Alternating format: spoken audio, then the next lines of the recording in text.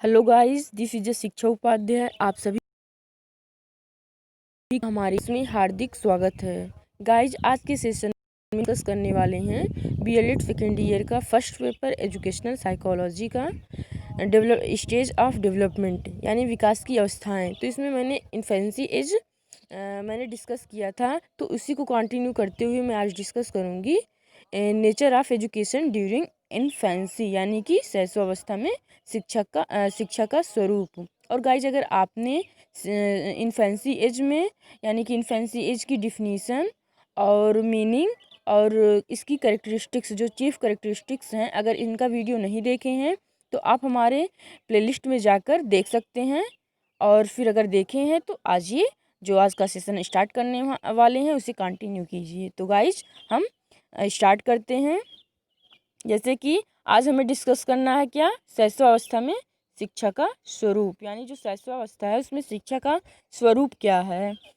तो शिक्षा की दृष्टि से मानव जीवन में शैशव काल का बहुत महत्व है। वैलेंटाइन ने इसे सीखने का आदर्श काल या आइडियल पीरियड ऑफ लर्निंग कहा है। वैलेंटाइन डे से हम इनका नाम याद रख सकते हैं और ये भूलेगा भी नहीं। इनके अनुसार इन्होंने क्या कहा है, इसे आइडियल पीरियड ऑफ लर्निंग यानी कि जो इन्फेंसी एज है इसको इन्होंने कहा है कि आइडियल पीरियड ऑफ लर्निंग का सीखने का आइडियल पीरियड है यानी कि आदर्श काल है। यानी कि जब बालक जन्म लेता है तो प्रारंभ के 3 वर्षों में बहुत तीव्र गति से वो सीखता है, तो इसमें हमें बहुत ज़्यादा ध्यान देना होता है बच्चों के लर्निंग पावर में और ग्रोथ करने के लिए। इसी प्रकार वाटसन ने भी अपने विचार प्रस्तुत किए हैं। शैशवावस्था में सीखने की सीमा और तीव्रता विकास की ओर और किसी अवस्था की तुलना में बहुत अधिक होता है। यानी जो शैशवावस्था में जब बालक जितना सीखता है वो किसी अन्य अवस्था की तुलना में बहुत अधिक तीव्र गति से सीखता है और बहुत अधिक तीव्र गति से उसका ग्रोथ भी होता है। पालन पोषण, अब फर्स्ट हेडिंग है इसके अंतर्गत पालन पोषण, यानी कि जब बच्चा जन्म लेता है तो वह दूसरों के ऊपर निर्भर रहता है, वह अपना काम खुद नहीं कर पाता है। तो हमें ज़रूरी है कि बच्चा जब जन्म लेता है तो उसका पालन पोषण अच्छे तरीके से करे, क्योंकि उसी समय वो बहुत अच्छे से सीखता भी है, बहुत तीव्र गति से सीखता है और दूसरे के ऊपर निर्भर रहता है। तो उस स्थिति में या उस टाइम में हमें बच्चों का केयर करना बहुत ही ज़रूरी है। सेकेंड है स्वच्छ वातावरण। स्वच्छ वातावरण सभी के लिए ज़रूरी है, चाहे वो बालक हो चाहे वो युवा हो गया हो, क्योंकि स्वस्थ अगर उसका स्वस्थ वातावरण रहता है तो स्वस्थ विकास भी होता है। जैसे कि अगर उसका वातावरण साफ सुथरा है, हर एक चीज़ क्लीन है, तो वो उसके मन में जो शांति की भावना पनपेगी, ना कि चिड़चिड़े की भावना। तो इस पर हमें ध्यान देना चाहिए। तो इसके बाद थर्ड है व्यक्तिगत स्वच्छता पर ध्यान। जैसे कि शुरुआत में बालक बहुत ज़्यादा तीव्र गति से सीखता है, तो अगर हम जो आदत डाल देंगे तो बच्चे की ज़िंदगी भर वो काम देगा। तो हमें बच्चों को साफ़ सफाई पर बहुत ज़्यादा फोकस करना चाहिए, बच्चों की साफ़ सफाई पर पूरा अच्छे से उसको साफ़ सफाई करना भी चाहिए और वो ऐसे आदत भी डेवलप करना चाहिए ताकि वो ज़िंदगी भर साफ़ सफाई करें, गंदगी में ना रहें। फिर गाइस, उसके बाद है स्नेहपूर्ण व्यवहार, यानी कि बच्चों के साथ हमें मिलजुल कर रहना चाहिए, उससे प्रेम करना चाहिए, उसे हमेशा डरवाना धमकाना नहीं चाहिए। उससे कोई बात अगर बच्चा नहीं मान रहा है, क्योंकि बच्चा शुरुआत में बहुत ज़िद्दी भी होता है, तो अगर नहीं मान रहा है तो उसे समझाना चाहिए, ना कि मारना चाहिए। फिर गाइस, उसके बाद है मूल प्रवृत्तियों को प्रोत्साहन, यानी जो उसकी मूल प्रवृत्ति हैं उसको प्रोत्साहन करना चाहिए, प्रोत्साहित करना चाहिए, ना कि उसे दमन कर देना चाहिए। जैसे कि बच्चों के अंदर मूल प्रवृत्ति ये सबके अंदर होती है, क्रोध की भावना, रोना, ईर्ष्या की भावना। तो बच्चों के अंदर मतलब ये जो आदत है ये नहीं है कि एकदम उसे हटा देना चाहिए, उसे धीरे धीरे सिखाते सिखाते उसे अलग मतलब उसे उससे दूर करना चाहिए, ताकि उसका ये ना रहे कि उसका जो मूल प्रवृत्ति है उसका दमन हो जाए। दमन होने पर दिक्कत आ जाती है, कहीं ना कहीं बच्चों के मस्तिष्क में दबी रहती है और उसके जो शारीरिक और मानसिक विकास होता है जो ठीक तरीके से नहीं हो पाता है। तो हमें बच्चों को हर एक चीज़ के बारे में समझाना चाहिए, ताकि बच्चा जो है समझ से उससे निपटारा पा सके और अपनी मानसिक और शारीरिक विकास अच्छे से कर सके। फिर गाइज है जिज्ञासा की संतुष्टि। जिज्ञासा यानी क्यूरियोसिटी। बच्चा जब शुरुआत में उसका बहुत अच्छे से विकास होता है तो उसके मन में क्यूरियोसिटी हमेशा रहती है कि ये क्या है, ये कैसे है, ये क्यों ऐसा है। तो हमें उसका समाधान करना चाहिए, ना कि उसको टाल देना चाहिए। हमें उसको समाधान इस प्रकार से करना चाहिए ताकि वो संतोषजनक भी रहे। फिर गाइस उसके बाद है आत्म प्रदर्शन के लिए अवसर। आत्म प्रदर्शन यानी खुद को प्रस्तुत करने के लिए उसे अवसर देना चाहिए। जैसे कि अगर वो किसी के बारे में या कुछ भी अपना राय दे रहा है या किसी के बारे में बता रहा है तो उसे हमें अच्छे तरीके से सुनना चाहिए, इग्नोर नहीं करना चाहिए, ताकि बच्चे का मानसिक विकास हो सके। अपने आप को प्रस्तुत करने के लिए हमेशा वो तैयार रह सके, उसके अंदर झिझक नहीं रहनी चाहिए। फिर गाइस उसके बाद है क्रिया तथा खेल द्वारा शिक्षा। क्योंकि सभी बालक बचपन में ज़रूर खेलते हैं, चाहे वो किस प्रकार का खेल हो, लेकिन उनके अकॉर्डिंग वो अपने अपने अकॉर्डिंग खेल ज़रूर खेलते हैं। तो खेल खेलते समय अगर उनको कुछ सिखाया जाएगा तो बहुत अच्छे तरीके से सीखेंगे, रुचिपूर्वक सीखेंगे, और वह ज्ञान अस्थायी भी रहेगा और बच्चों को वो थोपा थोपा गया ज्ञान भी नहीं रहेगा। इसी प्रकार मनोरंजक भी लगेगा। स्ट्रैंग मनोवैज्ञानिक है, स्ट्रैंग के नाम को याद रख सकते हैं स्ट्रॉन्ग से, स्ट्रॉन्ग स्ट्रैंग। इन्होंने कहा है कि शिशु अपने और संसार के बारे में, शिशु अपने और संसार के बारे में अधिकांश बातें खेल द्वारा सीखता है। यानी कि वो अपने बारे में और संसार के बारे में, इस वर्ल्ड के बारे में जो है वो अधिकांश चीज़ें जो सीखता है वो खेल के बारे में खेल के ही द्वारा सीखता है। फिर गाइस उसके बाद है कर्मेंद्रियां और ज्ञानेंद्रियां का प्रशिक्षण।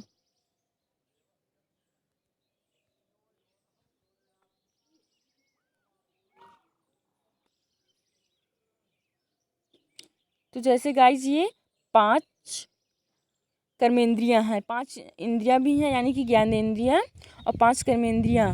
तो हमें ये याद रखना ज़रूरी है। कभी कभी हम भूल जाते हैं, जैसे याद तो रहता है लेकिन ये हमारे अवचेतन मन में चला जाता है, याद नहीं आता है। तो हम इस प्रकार से स्ट्रक्चर बनाकर हमने आपके सामने प्रस्तुत किया है ताकि आप लोगों के ये जो नॉलेज है स्ट्रक्चरली आप लोग गेन कर सकें और आपके माइंड में ये बना भी रहे। तो गाइज आप लोग यहाँ देख सकते हैं कि कर्मेंद्रियाँ जो हैं 5 ऑर्गन्स ऑफ एक्शन यानी कार्य करने वाली इंद्रियाँ, कर्मेंद्रियाँ कर्म करने वाली इंद्रियाँ। तो ये 5 हैं। एक है, फर्स्ट है स्पीच, सेकेंड है हैंड या हाथ, फिर उसके बाद लेग या पैर, एनस यानी कि गुदा, फिर उसके बाद है जिनिटल्स यानी कि उपस्थ।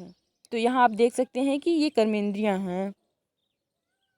और ये गाइस ये 5 ज्ञानेंद्रियाँ हैं, जैसे कि आँख, नाक, कान, जीभ, त्वचा। तो ये ज्ञानेंद्रियाँ हैं, आप यहाँ से याद रख सकते हैं। 5 ज्ञानेंद्रियाँ, 5 कर्मेंद्रियाँ।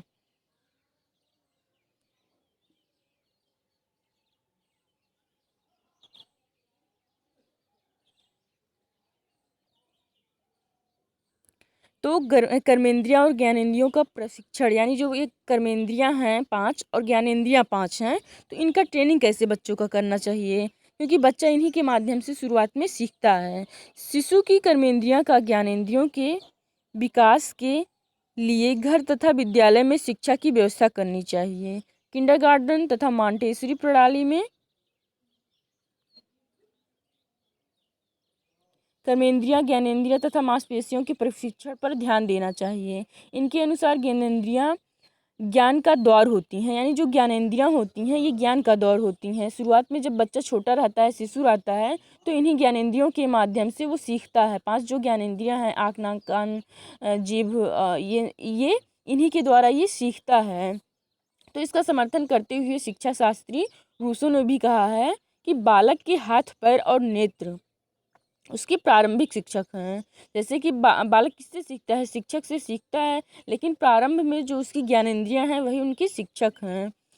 इन्हीं के द्वारा वह 5 वर्ष में ही पहचान सकता है, सोच सकता है और याद कर सकता है। फिर गाइस उसके बाद है आत्माभिव्यक्ति के लिए अवसर। आत्माभिव्यक्ति यानी कि स्वयं के द्वारा प्रस्तुत, सेल्फ एक्सप्रेशन, स्वयं प्रस्तुत करना, अभिव्यक्त करना या बोलना। आत्माभिव्यक्ति का सबसे उत्तम साधन मातृभाषा है। इसी को इम्पोर्टेंट मतलब समझते हुए जो नीति बनाई गई है, न्यू एजुकेशन पॉलिसी, तो इसमें भी ये बदलाव लाया गया है कि बच्चों को जो प्रारंभिक शिक्षा दी जाएगी वो उसके मदर टंग में दी जाएगी, मातृभाषा में दी जाएगी, ताकि बच्चे आसानी से सीख सके चीज़ों को। तो यही है कि आत्म अभिव्यक्ति के लिए, जैसे कि बच्चों को अपनी बात, अपना राय रखने के लिए, अपने जो भी क्वेश्चन है उसका आंसर देने के लिए उसे एक्सप्रेस करने के लिए अवसर देना चाहिए, ताकि बच्चे का मानसिक विकास हो सके। फिर गाइस उसके बाद है शिक्षा में संगीत का स्थान। क्योंकि हम सभी जानते हैं जो बच्चे होते हैं वो कहानी के माध्यम से या लोरी अगर सुनाया जाता है तो अच्छे से वो सो जाते हैं, उन्हें बहुत अच्छी नींद आ जाती है और बहुत अच्छा भी लगता है। तो इसीलिए इसी को ध्यान में रखते हुए शिक्षा में संगीत का स्थान दिया गया है, और कई सारे ऐसी कविताएं पढ़ाई जाती हैं ताकि बच्चे उसे इंटरेस्टिंग तरीके से पढ़ सके और याद भी हो सके, और अच्छी आदत भी इसी प्रकार से डेवलप किए जाएं। ऐसी बहुत सी कविताएं बनाई गई हैं ताकि बच्चे उसे सीख सकें कविता के माध्यम से, संगीत के माध्यम से। फिर उसके बाद गाइज है मानसिक विकास के लिए अवसर। जैसे जब बालक छोटा रहता है तो उसे उसके मन में बहुत ज़्यादा क्यूरियोसिटी उठती है, तो पहली बात तो उसका समाधान करना चाहिए ताकि बच्चे भी उससे संतुष्ट रहें। और फिर उसके बाद जैसे कि शिशु को सोचने विचारने के लिए अधिक से अधिक अवसर देना चाहिए। इसके लिए बातचीत करना चाहिए, निरीक्षण करना चाहिए, संवेदन, प्रत्यक्षीकरण, कल्पना और स्मृति के विकास का अधिक ध्यान देना चाहिए।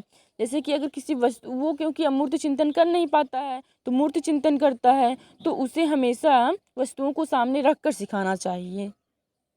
फिर गाइस उसके बाद है व्यक्तिगत विभिन्नता पर ध्यान। व्यक्तिगत विभिन्नता यानी कि सभी बच्चों का जो गति है, सीखने की रुचि है, और जो ये सब चीज़ है यानी कि उसके अंतर्गत सीखने की गति, ये सब व्यक्तिगत विभिन्नता के अंतर्गत आता है कि वो सभी बालक एक समान नहीं होता है। उनकी रुचि किसी चीज़ में, दूसरी चीज़ में है, किसी बालक की किसी चीज़ में है, तो सभी बालक की जो रुचि गति एक तरीके की नहीं होती है। तो हमें इन चीज़ों को ध्यान रखना चाहिए कि अगर बालक धीरे गति से सीख रहा है तो उसे उसी के अकॉर्डिंग सिखाना चाहिए। तो इन सब चीज़ों पर ध्यान रखना चाहिए।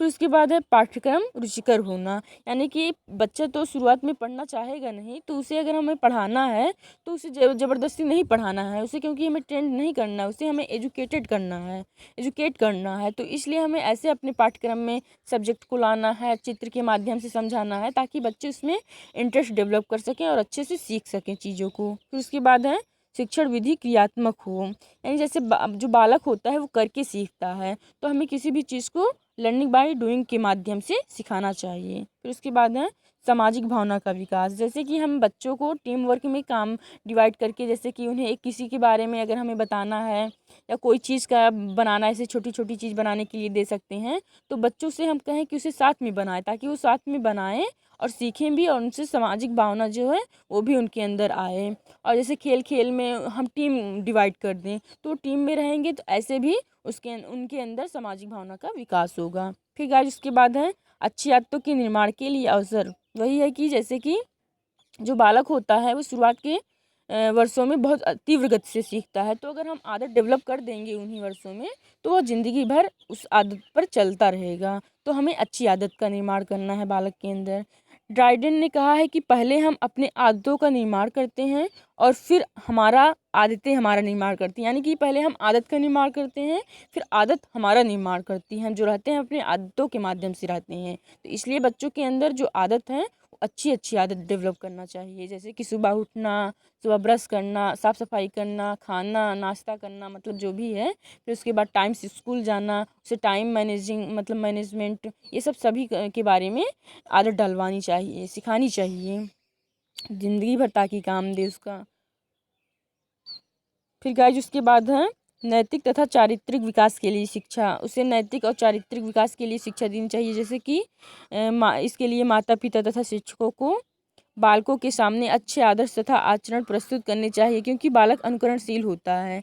जैसे जो बालक होता है वो अनुकरणशील होता है, तो हमें भी अच्छा कार्य करना चाहिए, उसके सामने अच्छी अच्छी बातें करना चाहिए, अच्छा कार्य करना चाहिए, ताकि उन सब का वो अनुकरण करके सीख सकें। फिर गाइस उसके बाद है भय तथा दंड से दूर रखना। जैसे जो बालक होते हैं वो उनको समझ उतना नहीं होती है, समझ रहती ही नहीं, तो उनको नहीं पता है कि क्या गलत है क्या सही है, तो वो हमें सिखाना चाहिए, ना कि उसे मानना चाहिए। जैसे कि जो मुस्लिम कालीन शिक्षा थी तो उसमें बहुत ही दंडात्मक प्रणाली अपनाई जाती थी। तो उसमें जैसे कि बच्चों को जो सज़ा दी जाती थी वो जानवरों के साथ बोरी में बांध कर लटका दिया जाता था, बहुत भयानक सज़ा दी जाती थी। लेकिन अब ऐसा नहीं करना चाहिए, अब समय बदल गया है और नीतियाँ भी बदल गई हैं। अब बच्चों को इम्पोर्टेंस दिया जाता है, उन्हें सीखने के लिए प्रोत्साहित किया जाता है। क्योंकि हमें बच्चों को वेल एजुकेट करना है, ना कि वेल ट्रेंड करना है। जैसे कि जो बंदर या कई जानवर होते हैं तो वो भी एक छड़ी के डर से वो भी नाच सकते हैं, जो उनको कार्य दिया गया है कर सकते हैं, पर वे वेल एजुकेटेड नहीं हो सकते हैं। तो जो मनुष्य है, जो बालक है, वो मनुष्य है ना कि जानवर, तो उसे हमें वेल ट्रेंड नहीं करना है, वेल एजुकेटेड करना है। तो गाइस इसको ध्यान रखना होगा हमें बालक को शिक्षा देते समय या सिखाते कोई काम सिखाते समय। फिर गाइस उसके बाद है संवेगात्मक सुरक्षा। जैसे कि बालक के अंदर संवेग यानी कि क्रोध, शोक या उत्साह, जो बालक हंसता है, तो ये जो कार्य है, तो वो जिस टाइम वो कार्य है उसी के अकॉर्डिंग वह ये सारी कार्य या प्रोसेस करें तो सही है। जैसे कि शिशु के संवेगात्मक विकास में सबसे महत्वपूर्ण तत्व स्नेह होता है, जो उसे दूसरों से मिलता है और वह भी दूसरों को देने का प्रयत्न करता है। अगर हम बालक के साथ अच्छा संबंध स्थापित करेंगे तो वो भी हमारे साथ अच्छा संबंध स्थापित करेगा, और अगर हमेशा उसे मारते पीटते रहेंगे तो चिड़चिड़ा हो जाएगा, फिर हमारी जो बात है वो भी नहीं सुनेगा। तो हम जैसा बालक के साथ करेंगे वैसा वो हमारे साथ भी करेगा। तो इसलिए उसके संवेगों को सुरक्षा प्रदान करना चाहिए, नियंत्रण करना चाहिए, कि ताकि वह ना अधिक क्रोध करे, ना अधिक वो दुखी हो। तो इन सब चीज़ों पर हमें ध्यान देना चाहिए। तो गाइस जैसे कि अगर आपको और विस्तृत इसका नॉलेज लेना है या नोट्स बना रहे हैं और अच्छे, तो आप यहाँ इसका स्क्रीनशॉट ले लेकर अपना नोट्स अच्छी तरीके से प्रिपेयर कर सकते हैं और पढ़ भी सकते हैं। इसमें फर्स्ट हेडिंग है उपयुक्त पर्यावरण। फिर उसके बाद है सीखने के अवसर प्रदान करना चाहिए। फिर उसके बाद है उपयुक्त विधि। फिर उसके बाद है पाठ्यक्रम। फिर शिक्षक की भूमिका क्या है बालक के निर्माण में, जैसे कि इसमें है शैशवावस्था की उपयुक्त शिक्षा प्रक्रिया को ध्यान में रखते हुए शिक्षा आयोग 1964 या 66, यानी कि जो कोठारी आयोग आया था, हमने बीएलएड फर्स्ट ईयर में पढ़ा था, education in contemporary India second paper के सिलेबस के अकॉर्डिंग में। तो उसमें ये टॉपिक था कोठारी आयोग। तो उसी में बल दिया गया था कि 3 और 10 वर्षों के बीच बालक का शारीरिक, संवेगात्मक और मानसिक विकास के लिए सबसे अधिक महत्वपूर्ण है, अतः हम पूर्व प्राथमिक शिक्षा के अधिक से अधिक संभव विस्तार की आवश्यकता को स्वीकार करते हैं। ये आप इंग्लिश में ये देख सकते हैं कि कोठारी आयोग में क्या कहा गया है कि the years between 3 and 10 are of the greatest importance in the child physical, emotional and intellectual development. We therefore recognise the need to develop pre primary education as extensively as possible. यानी कि जो बालक होता है वो शुरुआत के वर्षों में उसका शारीरिक, मानसिक और बौद्धिक ये सारे विकास बहुत तीव्र गति से होते रहते हैं। तो हमें अगर उनको मातृभाषा के रूप में सिखाएंगे जो चीज़ हैं, तो उन्हें ज़्यादा उस पर प्रेशराइज नहीं होना पड़ेगा और वो चीज़ों को अच्छी तरीके से सीख पाएंगे। आप कोठारी आयोग अगर ध्यान होगा तो आपको याद आएगा।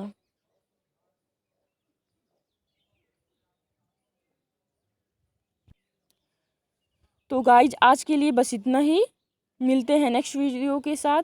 गाइज मुझे आशा है आप लोगों को आज का सेशन बहुत ही पसंद आया होगा। अगर पसंद आया हो तो लाइक कीजिए, सब्सक्राइब कीजिए और अपने दोस्तों के साथ शेयर कर दीजिए, ताकि उनके पास भी ये इम्पोर्टेंट जो इन्फॉर्मेशंस है और इन्फेंसी एज के जो नेचर हैं, ये सभी जानकारियाँ उनके तक पहुँच सके।